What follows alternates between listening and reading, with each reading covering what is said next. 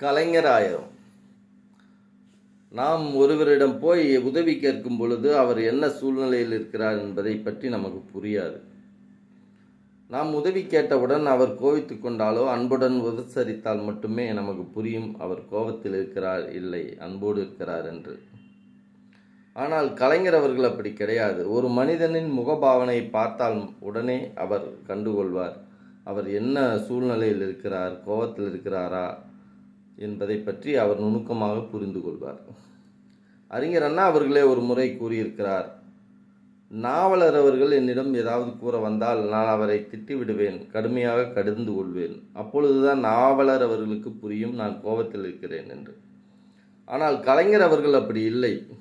என்னை பார்த்த மாத்திரத்திலேயே அவர் நான் என்ன சூழ்நிலையில் இருக்கிறேன் என்பதை தெரிந்து கொண்டு அதற்கு தகுந்தாற்போல் என்னிடம் அவர் நடவடிக்கையை மாற்றி என்னை சாந்தப்படுத்தி அதன் பிறகே அவர் சூழ்நிலையை அவர் தேவையை பூர்த்தி செய்து கொள்வார்.